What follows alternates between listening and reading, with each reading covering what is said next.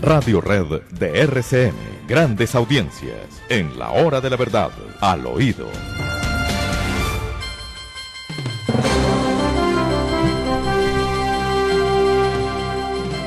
Tenemos que agradecer a los 70,000 colombianos que nos escucharon en la tarde del jueves, conversando con Gustavo Rugeles y hablando de todos los temas nacionales, porque esto pues no tiene precedentes fáciles de descubrir. 70,000 personas. Gracias a todos esos 70,000 que nos escucharon y que están pendientes de los grandes temas nacionales que estamos proponiendo en las tardes de los jueves por Facebook y por YouTube en la versión, llamémosla digital, de la hora de la verdad. Bueno, queridos amigos, ¿cómo le parece que hay una persona peleando con el túnel de la línea? Pues hay peleas como más fáciles de manejar, ¿o no? Nada más y Pues nada sí. menos que quien lo había inaugurado por primera vez, ¿no? Porque creo que ya se había aventurado casi que a inaugurarlo, ¿no? Ese que ahora pelea con el túnel de la línea. El doctor Vargas Lleras, ¿qué tendrá Sí, contra señor, el túnel? el ex vicepresidente. ¿Qué tendrá contra el túnel de la línea? Pues era lo que ¿Cierto? faltaba, que saliera el doctor Vargas Lleras a decir en una columna en el diario El Tiempo que sobre el túnel de la línea hay poco que celebrar, porque según él, pues costó 5 veces más del presupuesto original y que aún faltan 5 kilómetros entre Quindío y el Tolima, y que pues el gobierno en el que él estuvo, en el que hizo parte, donde él anunció 3 veces que se inauguraba el túnel, había entregado la gran mayoría de los recursos. Oiga, yo no entiendo, ¿es que acaso la plata era de él o de Juan Manuel Santos? Pues la plata es de los colombianos, ¿no? Pues para venir a decirse que entonces que el gobierno Uribe puso muy poco dinero, que el gobierno de Santos puso mucho y que el gobierno Duque ha puesto muy poco. De verdad que qué mezquindad, increíble. Uno no puede ponerse a pelear contra cosas que son imbatibles. Uno no puede ponerse a pelear contra un túnel. Hágame el favor, pelear contra un túnel, pelear con una carretera, pelear con unos viaductos, pelear con un hecho cierto, indiscutible, y es que hay 50 minutos de recorte en la vía que va de Calarcá a Cajamarca. Claro, una vía, eso es un una hecho vía cierto. que se demoraba casi 2 horas y ahora se hace en menos de 1 hora. ¿Con cuánta economía de combustible, de desgaste de camiones que no se produce, de desgaste de la gente? De la gente, doctor Londoño. Es que el curverío era mortal. Por eso, y ahora ya la túnel hay que construirlo, pero claro que hay que construir el otro túnel, el túnel que vaya en carretera de doble carril, que es muy distinto que una carretera de un solo carril. De manera que de Calarcá, carretera espléndida, con el magnífico, con una economía, y de Cajamarca a Calarcá habrá que construir el otro túnel y hay que empezar cuanto antes, hay que empezar ya, así se enojen los Vargas Lleras y los que quieran protestar contra las obras que está haciendo este gobierno muy bien hechas y con las que se está luciendo la ministra y los directores de la ANI y de Invías. Esto es una tarea maravillosa la que se está haciendo, ¿no? Y pronto tendremos la ruta Barranquilla-Cartagena. ¿Cuántos años esperada? La vamos a tener en perfectas condiciones. Y dicen algunas personas que salieron en este fin de semana que pudieron salir ya hacia Girardot por la vía de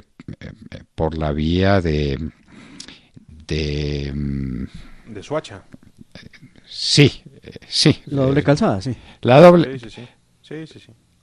No, pero no me refiero por la vía de Girardot. Me refiero por la mesa, por Anapoima, que es una vía que está marchando divinamente y que tiene grandes realizaciones. Bueno, así queda ya la finca de Juan Manuel Santos. Es una carretera que se hace y que se construye bien y que estará bien construida. Uno no puede pelear contra las cosas contra las que no se puede pelear. ¿Para qué? ¿Para qué?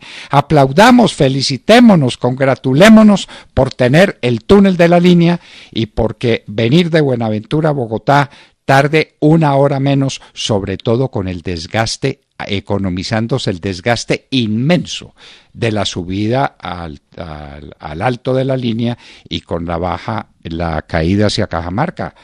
Es que el que ha hecho esa ruta y la ha hecho varias veces sabe de qué estamos hablando, ¿no? Uy, sí.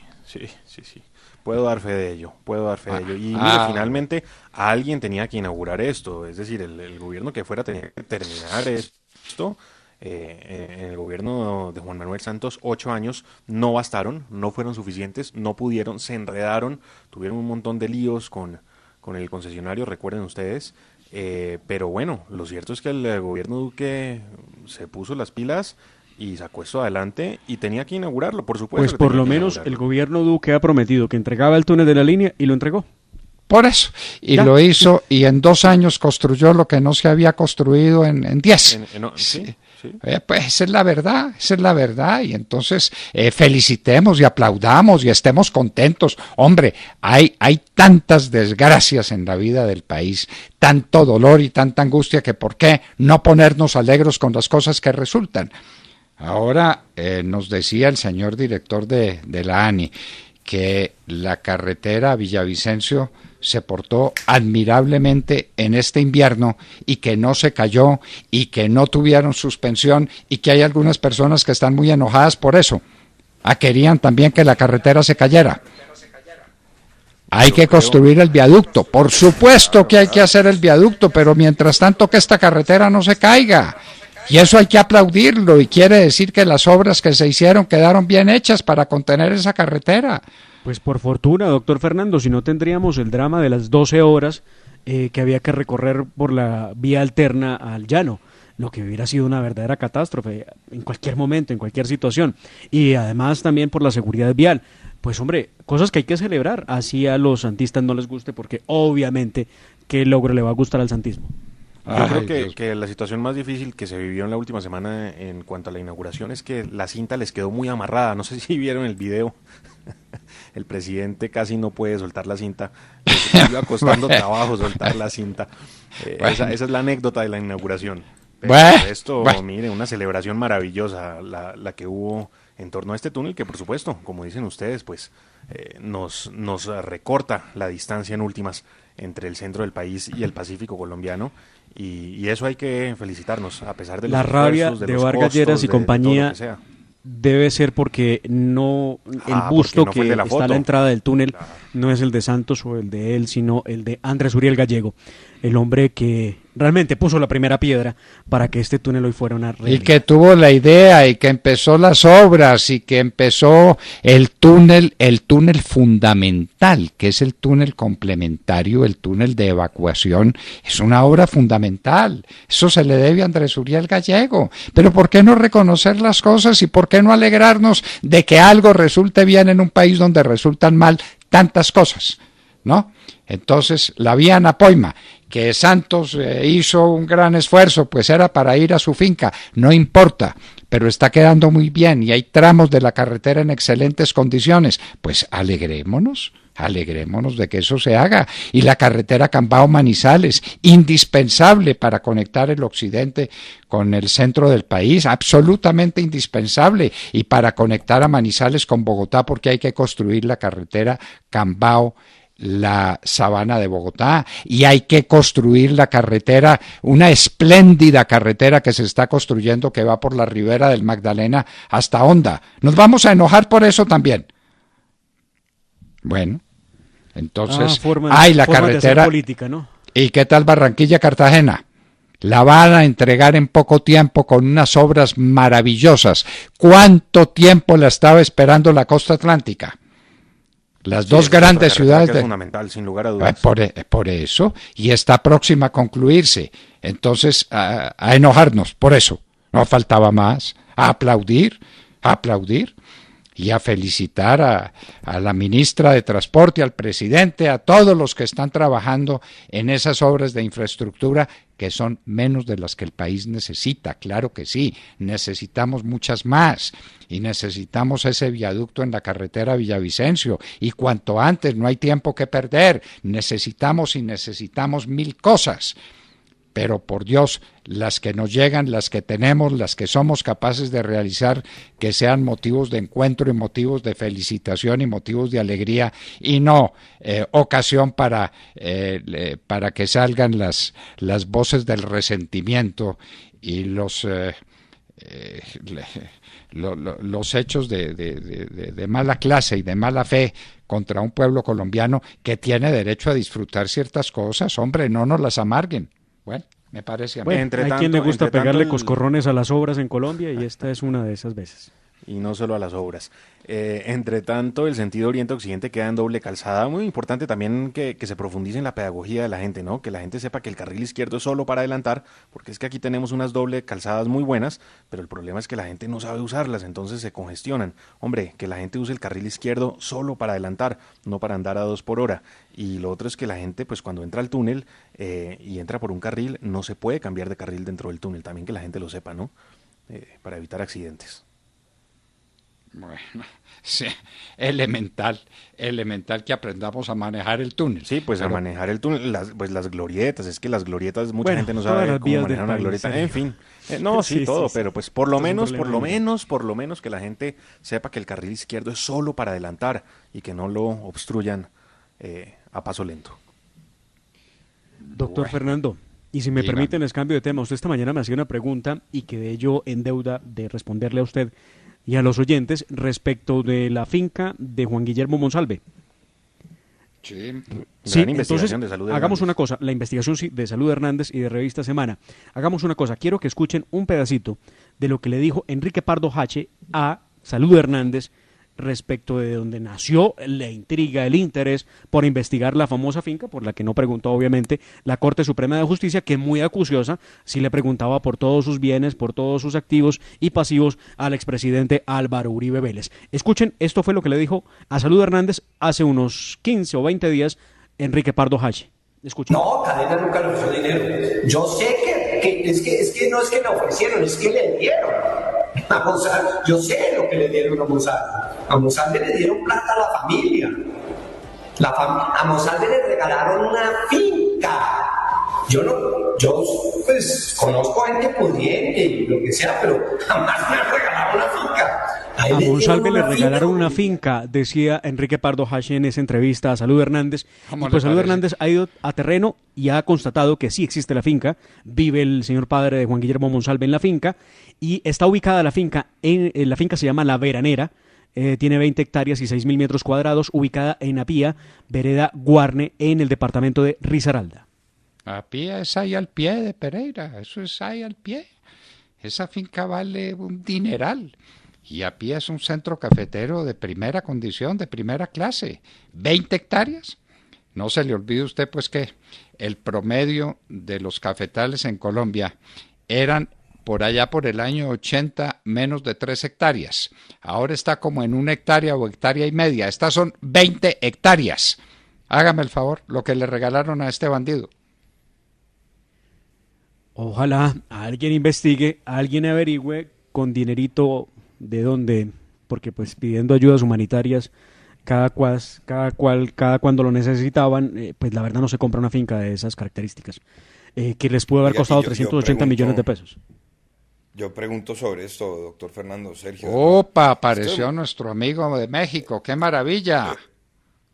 Gracias, doctor. Un abrazo. Fernando. Esto de Monsalve, gracias. Esto de Monsalve es gravísimo, pero gravísimo. Pareciera que hay una opinión pública, por supuesto, diferente a la que escucha a la hora, la verdad, a la que sencillamente estas cosas le parecen de poca monta, por su odio a Uribe o por la persecución en la que están varios medios de comunicación, y por lo tanto yo les pregunto, ¿cuántos testaferros no sigue habiendo en Colombia? ¿Cuántos torcidos no se hacen de esta manera? ¿A cuántas personas no le están dando tierra, contratos, propiedades para un tercero, para el uno, para el otro? Esa es una práctica común para comprar favores en Colombia, ¿o no? Demar, doctor Fernando, Sergio. Sí, señor. Pues ahí está la finca y alguien tendrá que establecer cómo es este negocio tan extraño que en 2016 permite que se compre el 50% de esa finca en 27 millones de pesos y vaya coincidencia, se puede comprar la otra mitad de la finca 2 años después, en 2018, cuando Monsalve empieza a enfilar baterías en contra del expresidente Uribe nuevamente y compran otra vez pues el otro 50% de la finca en otros 27 millones de pesos, según aparece consignado en el certificado de tradición y libertad y en la escritura pública del predio. Y entonces 2 años después salta el precio de la finca de 54 millones a más de 400. Vaya. No, pues que Como es haber que sabido valía, de ese tipo de inversiones tan interesantes. es que valía 400 y en los títulos solamente aparecía, o en el catastro aparecía por 40 y pico millones. Una finca ahí por 40 y pico millones de 20 hectáreas, por favor, por favor. Las Ni cosas que que alguien nos Sí. ha de explicar alguna vez y otras que nos tiene que explicar alguien alguna vez y de la que no hay respuesta porque han sacado video comunicado, entrevistas, pero no han explicado estas preguntas, son las que le ha hecho la ex senadora liberal Piedad Córdoba a los señores de la reunión en los Alpes. Alguien tiene que responder por esto. Escribió Piedad Córdoba lo siguiente el 4 de septiembre, luego de todo el revuelo por esa reunión clandestina. Señor Premio Nobel Juan Manuel Santos, exministro Cristo, senador Cepeda, señores Timochenko y Carlos Lozada, ya que se están reuniendo para avanzar en la verdad, sería bueno que la encontraran sobre el asesinato del doctor Álvaro Gómez Hurtado, primer trino. Segundo, y que por ahí derecho le cuenten la verdad al expresidente Samper. Y tercero, es muy importante saber la verdad porque el asesinato del doctor Álvaro Gómez Hurtado hay unos militares pagando los platos rotos. ¿Qué quiere decir Piedad Córdoba con estas preguntas o con estas afirmaciones? Y que le cuenten al presidente Samper que entonces hay que partir del principio de que el presidente Samper no supo nada, ¿no? No supo nada. ¿Qué saben que no quieren revelarle al país? Bueno, muy bien. Bueno, ¿y que hay paro nacional? Curiosamente, después de la reunión de Cerros de los Alpes aparece un paro nacional de las centrales obreras. ¿Y esto qué es? Y un paro nacional que para protestar por la gestión del gobierno. A ver, ¿por cuál? ¿Por cuál? ¿Por qué están criticando al gobierno en este momento? ¿Y por qué paro nacional cuando el país está parado? El país, lo único que no quiere el país... Eso es lo que muchos nos preguntamos. Llevamos parados 6 meses, más parados ¿para dónde? ¿Cómo se les ocurre hacer un paro en medio de la parálisis? Pero bueno, esa es la sensatez de esta gente. Lo cierto es que eso se cruza con el calentamiento que hace el expresidente Santos en una entrevista en la que dice: protestas están en el congelador, pero van a revivir y con más fuerza. Es un anuncio. Las protestas serán por Sergio, pregunto si las protestas serán por la bonanza petrolera que se recibió a manos llenas y que desapareció. Nadie sabe qué camino tomó semejante bonanza.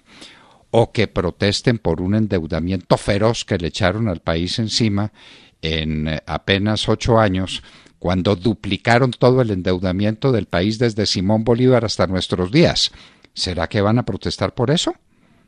Santos debe saber o no. Pues, Pero, o es un llamado el que empieza a hacer a través de esas declaraciones. Claro. El tema es muy claro, ya con Uribe detenido están buscando la manera de movilizar todo, la famosa huelga general, y por otro lado las FARC entonces también incrementan los ataques y están amenazando ya otra vez a los empresarios del campo, etcétera, etcétera. Esto es un plan que ya hemos visto muchas veces en la historia de América Latina. Esto no es nuevo. Usted activa su base armada, pero con contundencia.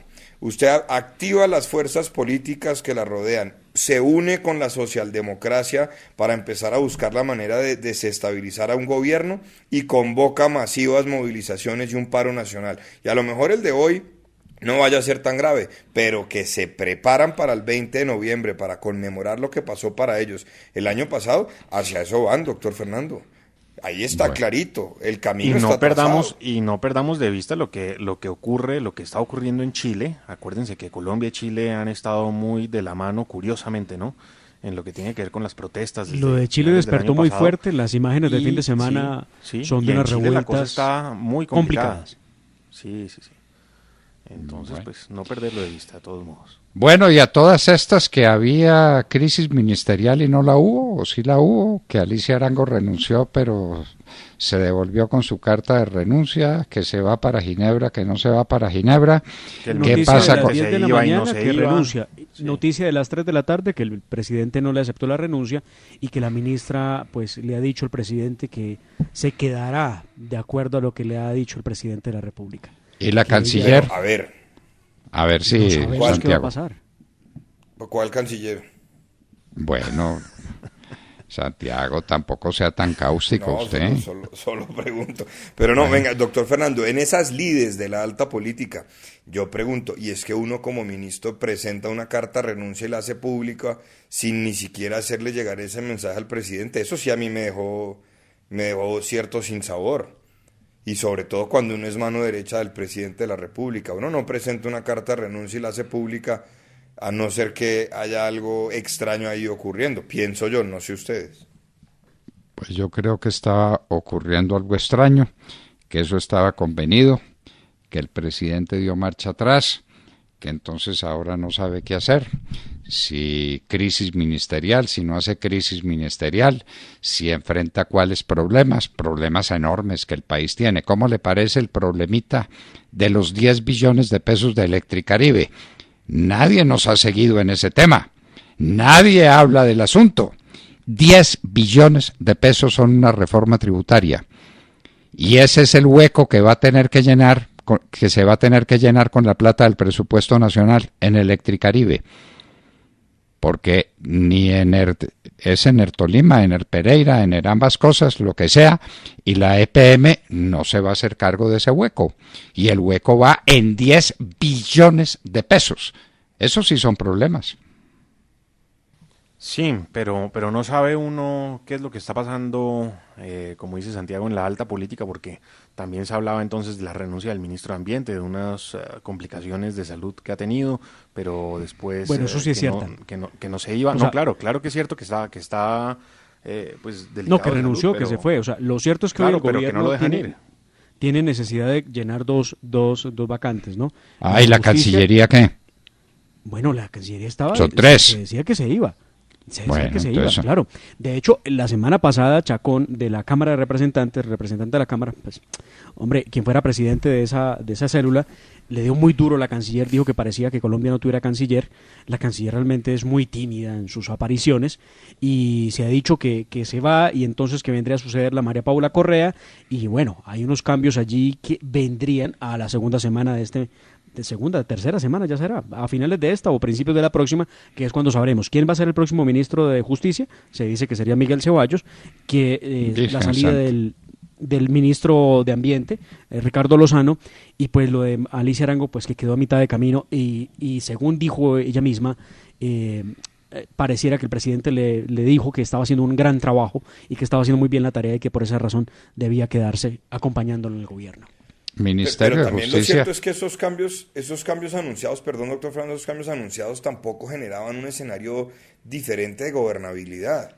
Es decir, usted nombrar a María Paula Correa en la Cancillería, Alicia Arango, bien que en su momento se pensó que iba a ser jefe de gabinete o embajadora en Naciones Unidas en Ginebra o lo que sea, pues tampoco yo siento que eso hubiera sido una crisis ministerial que le hubiera generado al presidente un escenario diferente de gobernabilidad, ¿o no, Demar? Es decir, ahí pues los cambios hubieran sido entre los mismos y yo creo que lo que debe estar buscando el presidente con su equipo de asesores es mirar cómo mejora la gobernabilidad y la relación con el Congreso. Uno pensaría, por ejemplo, que Miguel Ceballos está buscando el respaldo conservador para llegar al Ministerio de Justicia. Uno pensaría que hay algún tipo de coalición, ¿no, Demar?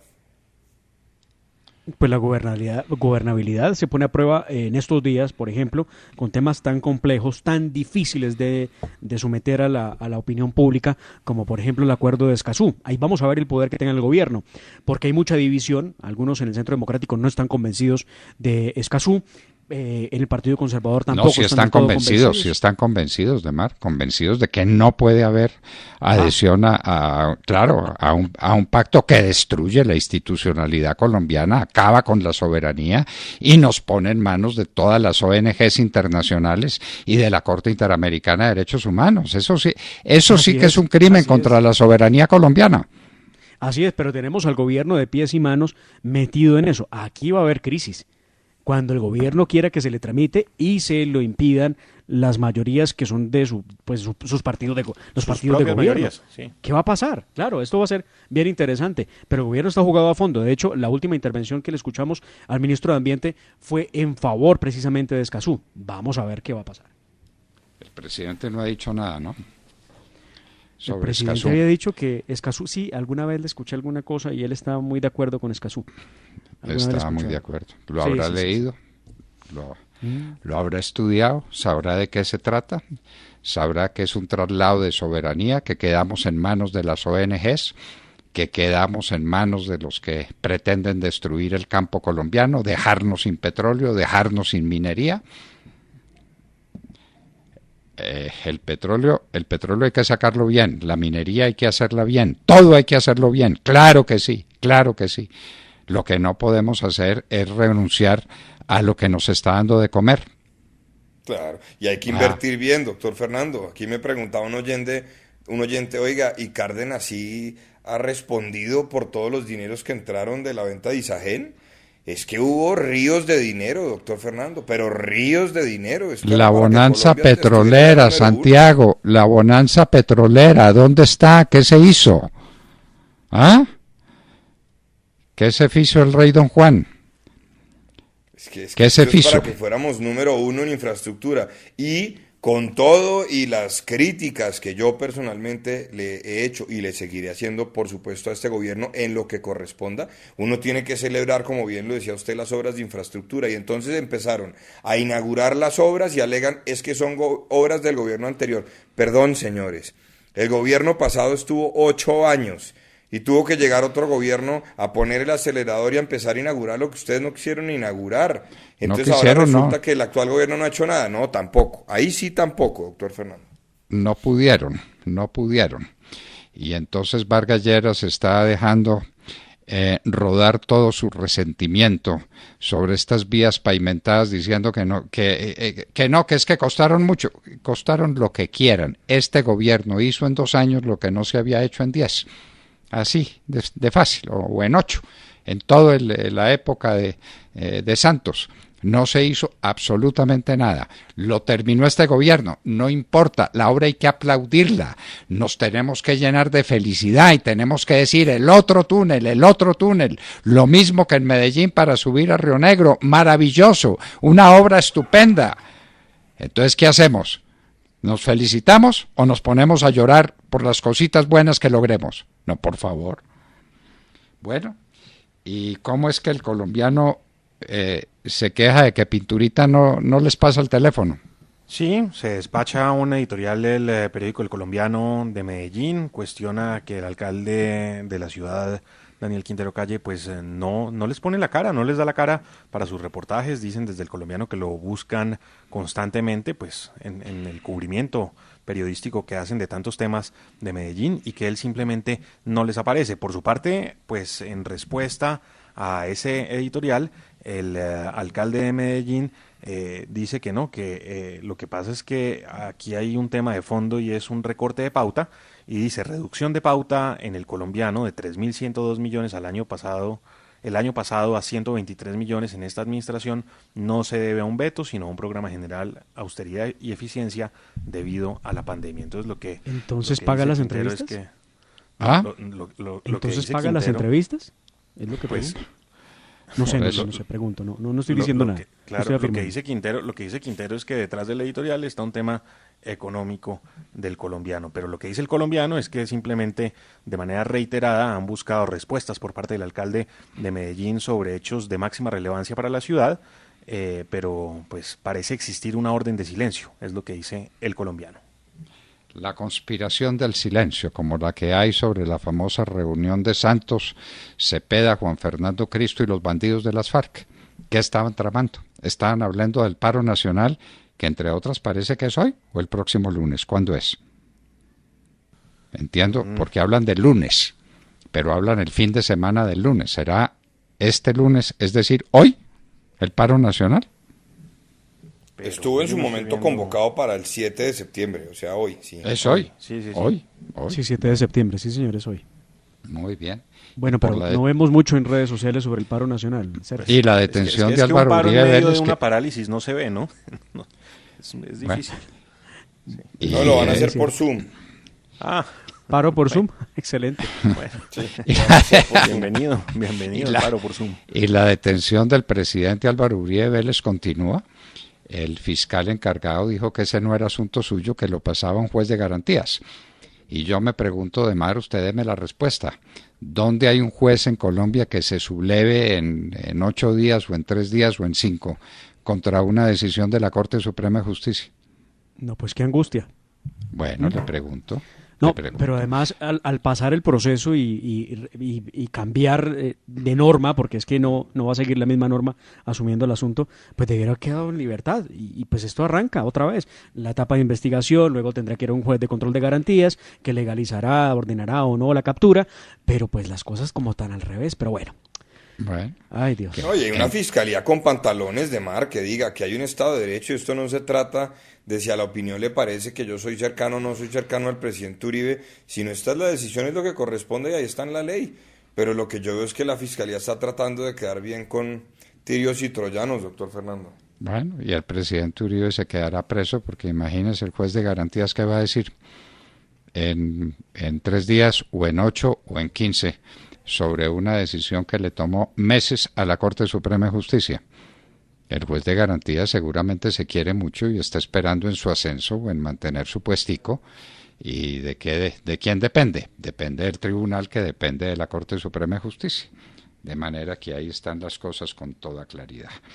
Y en un minuto estaremos con el doctor Francisco José Lloreda, presidente de la Asociación Colombiana de Petróleo. Y les hablábamos al oído. Al oído.